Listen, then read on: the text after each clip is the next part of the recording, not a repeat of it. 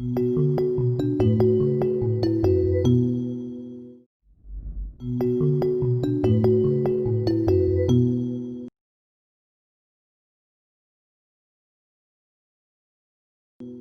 a Darablat man of the Gundungurra people and the grandson, the very proud grandson of the extraordinary, the late Auntie Dawn Collis, I too extend my acknowledgement and pay respects to the Gadigal of the Eora, the country that we stand in today, and the First Nations strength and capacity of our oldest living cultures in the world, indeed the known universe.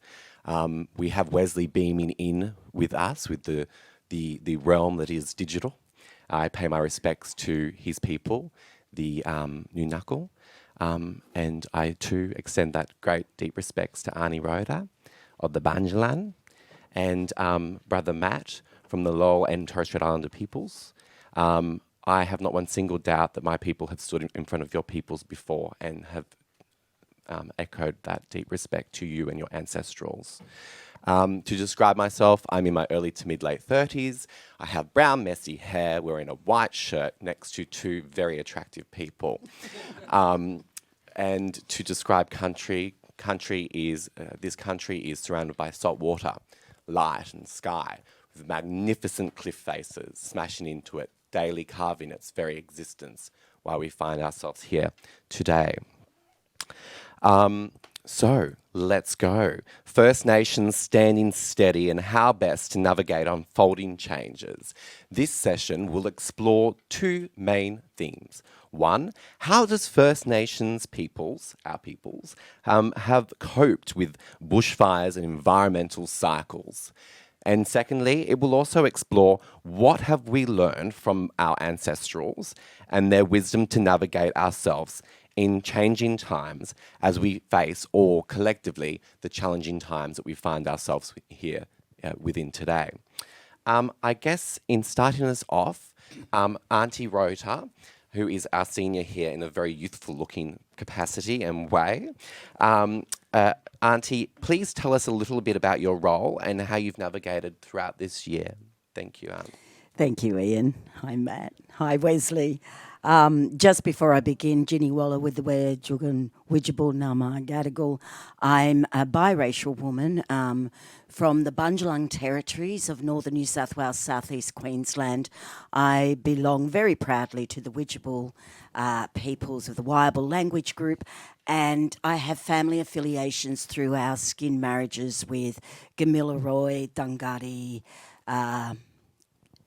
Yagal, and the Tweed. And I just would also like to acknowledge that I am on the lands of the Gadigal. I do live on our own territories, and I commute to Sydney, which is pretty amazing. But I'd also like to acknowledge that the work we do, we sometimes say that we walk with our ancestors on a daily basis. So I truly try to keep that in mind when I'm working in this new world. And so really honour those wisdom holders of the old ways. And then I look at our tradition bearers of today and I consider the resilience. And that resilience has turned to optimism in the last year, actually.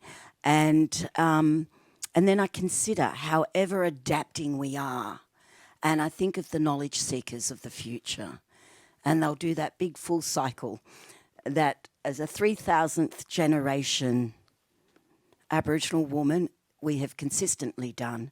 But also I have Irish heritage, a very famous family who stopped the invasion over the Omar at County Clare, and Scottish and English heritage as well. So thank you very much for having me. It has been an extraordinary period, 2020. I work as head of the First Nations programming at the Sydney Opera House. I like to wear a T-shirt that says, I am only part-time. And of course, we work in the arts with lots of passion, but very little income. So I freelance as well, and I work on a number of festivals, events. Currently, actually got back into film work through this whole COVID thing, actually. It's really exciting. So I'm working on 3 films and I do bits and pieces. And I certainly wouldn't be here if there wasn't that turn in, I guess, in the 70s, particularly with the Australia Council and the setting up of the Aboriginal unit at the Australia Council, which was then under the guidance of the late Chicka Dixon and Mr. Gary Foley. And they certainly helped us in those very early years of the 70s and early 80s of getting established in the arts. So I really do thank them for their pioneering work. It's interesting. We started with the bushfires. I live in an area that received those bushfires in November and December right through to January, and then we felt like we had been totally abandoned because then the fires broke out down the south, and being in rural New South Wales, you do tend to get forgotten off the map because people just assume the East Coast towns are vibrant and flourishing, which they are. So it was interesting. My year started with being appointed as the new artistic director for the Glow Festival with Hodder in the Gold Coast. And so the first installation I looked at was inspired by those bushfires. I was walking through our property, sinking into ash up to about here, and I couldn't believe, storage containers are not fireproof. You think they are, but the heat was so strong it internally combusted and burnt everything. So that was something I learnt. But when I went back, it was interesting. Everything was black. It looked like an apocalyptic. I actually put out a word, if anyone wanted to film a zombie film, they could come to our property because it just looked like the zombies were about to come out. But then I saw the green shoots, and that was truly amazing. It was almost like lime green shoots going up these trees. So we looked at that as being one of the installations, which of course the event didn't occur, that reflected the bushfires and that connection and regrowth. And I think the arts consistently has that regrowth. This year I'm wearing, pull me up if I talk too much. So at the Opera House, it was an extraordinary time because we were led by, I think, one of the great arts leaders in this country. And I say that with great respect, even though we can have varying opinions. Our CEO, Louise Heron, took the step when this occurred that she would value her staff. And so she kept us all on. And it was quite extraordinary to see how other art centres were operating and to see the value and commitment specifically to the programming teams and actually all sectors of the Opera House. And so we looked towards our digital platforms and increasing them. So in a way, it was the greatest catalyst for me to increase our online digital content and as ever adapting cultural elements of what we tried to program. We were able to secure all the bands that I would have had if we'd been live. And so the beauty was they were able to get income because I really felt for our artists. They were the ones that were really suffering and many of them could not get JobKeeper because that it wasn't the application, what was the word? They didn't fit the eligibility. And I was also able to increase their fees, which was pretty fantastic. So we started with music shows, and then we tried to look at, there was a whole heap of artists that were left in Australia after WOMAD because they finished and the next day was literally lockdown and they had to remain in Australia. So, and in particular a lot of the African artists. So we got in touch with them and invited them as well to give them a gig while they were in the country. And that turned out to be an extraordinary concert that increased our global visitation to our First Nations digital content to the point that the King of Morocco rang us and couldn't believe that he'd seen an African concert that was a collaboration of the varying genres of Africa and the different stories and language groups. He said he'd never seen a show like it and he will be booking it when they go live again for their festival. So that was pretty exciting. So this whole new world of international exposure opened up. I also work on a festival called Parachama, and that was quite extraordinary. It's a light festival in Alice Springs, and we use Central and Western Desert art. Again, artists rely on selling their works, and the Arrantha people, Central Arrantha of Mubwantwa, Alice Springs, and their 3 estates they get a certain empowerment, I guess, and pride when they're able to host people on their country, but do it from the way they want to. And, it can be very challenging. But we were able to move that event, and we opened in September. And again, whether there was a thirst for people wanting to experience music and talks, and I've been really pushing these deep conversations. We all know about Welcome to Country, but we need to go deeper now with the knowledge. We need to understand the philosophy and the psychology and our cultural ecology of how we operate, why we program the way we program, and so forth. Anyway, that was a huge success. We kept our talks program. We had to abandon a lot of the music program because the artists were in Melbourne. But 5,000 people were registering every night to come to those conversations. And of course, we could only have 250 in the room. That was extraordinary. So I've been very fortunate in that way. And I guess I'll just touch on the last, being able to do podcasts and have conversations. The BLM movement occurs during all this period, although it has been occurring for decades. But anyway, everyone took notice this year. And that really escalated a dialogue. And we had all been talking for many decades about systemic behaviour in our institutions and indeed our government, and the way that perhaps Aboriginal people and Torres Strait Islander people, our first peoples of this country, are often not valued for their stewardship of this land, but also the cultural expressions that we have. And we need to give value to that. And the only way that value occurs is when we have the narrative. And so we started to see this switch. And I was just blown away by the response from organisations. All of a sudden, diversity became the big key word. So I spent a bit of time writing a diversity tools paper just so I could send it out there and give a bit of our perspective. So had COVID not happened, or that, I would never have had the time to do that. So that was pretty wonderful to really reflect, but also be really honest with ourselves as well, to look at what we're producing, about the excellence. Are we doing the right thing from the old age ways to the new contemporary digital content? We are always ever adapting. And I'll just finish on this week. Oh my God, NAIDOC in November, never again, please. It is just, I don't think people realise how every First Nations person in this country is torn with NAIDOC, because we're 24/7 during NAIDOC. Everyone touches base with you. And I made a comment going, geez, wouldn't it be great if we valued and had the art 365 days a year rather than just NAIDOC week? Well, actually, I think we just need NAIDOC week. I don't think we could cope with it. But we do an annual dance conference and event every November as one of our free key events on the forecourt of the Sydney Opera House. And it's called Dance Rights. And Dance Rights was specifically developed after conversations with our custodians across the country, and the fear that this generation could lose eons of oral storing, but thousands of years of song lines being conducted, and that knowledge dies when they die. So we looked at bringing back the classics of our world, of our art and culture. And of course we get hundreds of dancers come to the Opera House each year to do this event.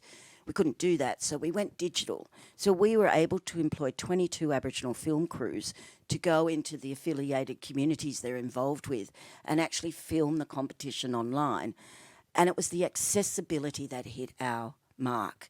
And so many communities entered. But there's one particular artist who I've always just so admired, an incredible pioneer of the acrylic movement across Western desert regions, and that is a gentleman helicopter. And he rang, and extraordinary. This is like, the Dalai Lama ringing you sort of thing. And he rings and he said, I've been watching Dance Rights, and I know I won't be here next year, and I'm really concerned about this particular songline we have. And the grandkids aren't ready for it yet, but I need to put it somewhere. And I think Dance Rights Digital is a very safe cultural space to put it. And then, of course, I went into which is wonderful because that's what dance rights was all about. But I went into a panic because, sadly, still our intellectual community property rights for ceremonies, dance, song cycles, etc., there is none. I mean, Terry Janke and WIPO are working very hard on this, but it then brought up all those challenges of when we put things online, that protection of material is really important. Thank you so much. No, you're right, Aunt. And Sorry, no, you're right. Because I think it's a critical conversation. And indeed, First Nations people of Australia have weathered the storm of colonialisation for over 200 years. And that in itself, and our longevity as a culture long before, has set us up for the agility, the tenacity, and the resilience, but most importantly, the adaptability within the digital environment. And to question entrepreneurship, to question ICIP, Indigenous Intellectual Cultural Property Rights, which the Australia Council has just recently released their new third edition of this, and also to question a flourishing future for the archival and the sovereignty of our data within that digital realm. Matthew. That's a good sing. Yeah. Hey, so good to hear everyone. Thank you, Aunt. So what do you think, Matthew, reflecting on this year, has been some of your biggest challenges for you, and reflecting more broadly out to the sector? Geez, this year was a pretty intense year in that sort of sense. So we'd been working for 3 years on the new Chak Wing Museum project, which actually opens up next Wednesday. Is yeah, that it just right? opens this week. This actually. Wednesday, correct? Was supposed to open in July, so we were all set to go when the lockdown happened, which was incredibly frustrating. I mean, the amount of amazing conversations and work that we'd done working through remote art centres, for example, and just connecting with that spirit that's coming through the Cairns Indigenous Art Fair, the Darwin Art Fair, Parmajai, like you said, in Alice Springs. I mean, those remote art centres are the front doors to all those communities that we as museums really wanted to work with. And you know, it was a bit daunting doing those sort of consultations and getting it up to a point and then having to go back at the last minute and say, well, we might have to move some of this digital and some of these conversations online. I mean, our museum collection has a real colonial history. So when you look at all those conversations which are going on, especially in ICOM and internationally with museums around decolonisation, even this week, the British Museum has announced a satellite museum that they're helping support be founded in Africa, for example. You know, conversations are shifting around the world, and that's because a lot of these conversations are shifting online. I mean, we work with a very anthropological heavy collection. It's the University of Sydney Anthropology Department collection. I mean, a lot of these objects have these histories for more than 100 years written about them by non-Indigenous people. Things published, exhibitions curated. So the whole goal really, and something that actually helped in the last sort of final breathing space that we had when we had the chance to reopen, was how do we actually better connect with the communities that these objects represent, and that was through art centres. So here's hoping in the ideal situation next year we can actually set it up in a way where our museum they are already, because the objects are named in language of the makers, and where possible we've had quotes from contemporary consultations with community members, and we've used that to put the interpretive layer of what these exhibitions mean. So it's not a rejection of all those older histories, because a lot of those actually are quite damaging. You know, they have stereotypes and caricatures of masculinity, for example, which are horrible for modern community members to pick up with. So by just privileging and prioritising, like you were saying, these contemporary Indigenous voices and perspectives on these objects, and actually building that into the exhibition architecture, I hope, no matter what way we move forward, because digital events aren't really that great for museums. You do need that power of the being there, the same as you do with performances and stuff, albeit completely opposite in so many other ways. But that preserving of those knowledges, like you were saying, that's one thing that museums can do well, and hopefully in a more transformative and ethical way too, when we work with people like the elders like you were saying too. So yeah, it's been a fast learning experience to switch up so much of what we did in terms of digital, but also, you know, remote art centres are the experts in remote working. You know, when we actually look at the ways that, you know, what we thought were disadvantages of a lot of these Indigenous community members that we work with are actually strengths that they have that we can draw on as institutions. I think we can actually, you know, do our jobs better, you know, as curators and things like that. And having those partnerships, particularly in this digital space that we all collectively find ourselves in, access to infrastructure was really highlighted to me in my community in the Blue Mountains and throughout Western Sydney, Western Sydney has the biggest and most diverse Indigenous cultures in the world. That, you know, even access to going to high school, you know, so that you could be online, access to infrastructure. If you don't have the infrastructure, you don't have the skills. So those partnerships like with Sydney Opera House and with our, you know, our local state and national museums and galleries and then also going back to the roots of where that information comes from in those community spaces, that has a way of working in a more culturally appropriate way, where we're picking up the pieces as we go along, if you will. But more importantly, we're helping to support infrastructure, which is so critical to making sure that our people have a platform in having a correspondence in that digital realm in the first place. I'm conscious of our time, and the thing is, you blackfellas, Mike, we can talk since the dreaming, and I can, as Wesley Enoch has quoted, talk the head off an emu. So I guess just quickly before we hand it over to Wesley, both of you have talked about it, and I guess it echoes the tenacity in regards to what opportunities and perspectives do you think that this bushfires and this COVID-19 things that we've been involved within, what perspectives and new opportunities do you think have become about in this, in both what you do? Oh, well, like you were saying, with the reclamation and reperformance of Indigenous knowledges, when people sort of learn to see how the landscape through the lens of Indigenous knowledges, there's so much more, you know, restorative justice aspects. You know, we think of it too much in the arts context, but it also works just in, you know, town planning and public art and, you know, public works things like, you know, backburning and things like that. So I think hopefully the respect for those knowledges is hopefully something that's being better understood. And, you know, hopefully those conversations are a bit easier to have, like new conversations about how to actually engage with all forms of Indigenous knowledges, especially when they relate to food sovereignty and different things like that. There's, you know, some of the Indigenous knowledges that are being used in, you know, the food industry, for example, are pretty great examples of ways that can really empower communities with historic knowledges and things, sometimes brought from museum objects, but also, you know, who controls those knowledges and how they're marketed and, you know, how the profits are shared is really important. That's something that's always been drilled into all of us working with those knowledges.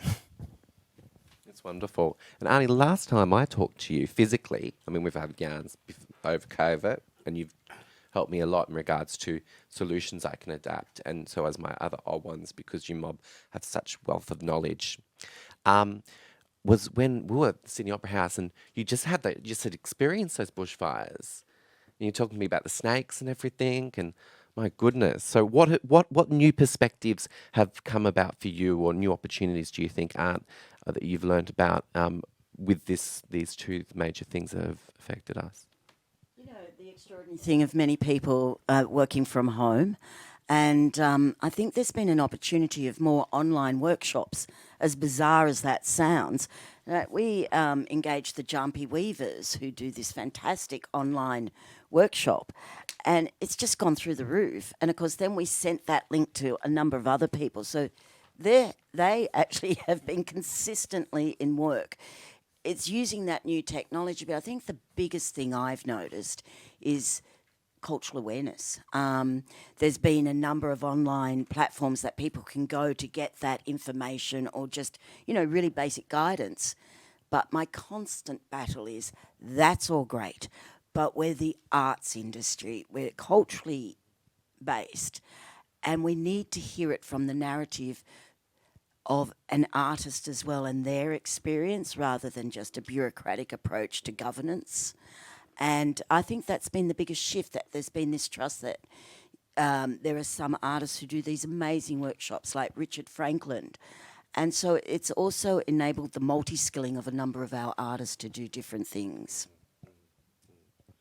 I was quite blown away with the First Nations Roundtable personally, that Lydia Miller and and her team, Joe Brown, Patricia Adjay, you know, Aaliyah, I mean, you know, Michael. I think that they did a really extraordinary job, It provided a platform for our peoples to have correspondence in this critical time. But we've always found ourselves in critical time because it's the most cherished cultures in the world. Also, on an international, there were a number of international conferences this year that we obviously couldn't attend. And that was an extraordinary conference where there were First Nations people from around the world, actually, and the American and Canadian driven dialogue where protocol, and not just about welcome to countries, but protocol of the way that we have to work and the guidance of knowledge keepers and working with collections and all that was a really good opportunity that we wouldn't have had otherwise. Definitely. And it brought in voices and spaces that weren't normally there, and new audiences, as you both are discussing. Speaking of time and digital, I would like to hand it over to Mr. Wesley Enoch, who did such a wonderful job at the First Nations Roundtable. Wesley is the chair of the Australia Council for the Arts First Nations Arts Strategy Panel, and is also the artistic director since 2015 of the Sydney Festival, an extraordinary man. Wesley, I asked you, what do you think, what skills are needed for our future, brother? Thank you for being here today. Well, thank you so much. Thank you. And a big thank you too to Adrian and to Miranda and Corinne. And this fantastic sense of the panel talking about these amazing ideas. I'm here on Bundjalung country, so Rhoda, g'day, from up here in Byron Bay. Look, in many ways, I see this idea of bushfires as a wonderful sense of, sorry, I'm just getting a lot of feedback at the moment, a wonderful sense of metaphor as well. As Rhoda was saying, this notion of how we look for the green shoots. And in many ways too, this notion of the bushfires being this sense of how we operate in this country, the cool fire of cultural burning, of regular burning, of maintenance and looking after country, versus what is called the hot fire, which is the out of control wildfire. And in many ways, the pandemic is also going in that same kind of way, where we as a country, as Australia anyway, are looking at the cool fire when it comes to the pandemic. How do we keep control? How do we look after the systemic kind of ideas? And that we're seeing hot fires burning pandemic-wise in America and now in Europe. And the sense of how our cultural connections are very important. I'm fascinated by this suspension of the financial imperative during this period of time. There's a very strong kind of socialist ideals of the greater good of the community coming together. And this suspension of normal commercial operation is also an opportunity for values to be shown. At the Sydney Festival, we made the decision to go all Australian back in March because we felt that that was an important contribution that we could make to the art scene here in Australia. Like Rhoda, like Matt, this sense of saying, what are we needing to do? And how do we, never waste a good crisis, they say. How do we make sure that we can keep the progress, if you like, of some of the most important kind of cultural things? This notion of going all Australian and investing almost $6 million into artists and companies and venues during the Sydney Festival was seen as not just its economic power, but also because it's the right thing to do.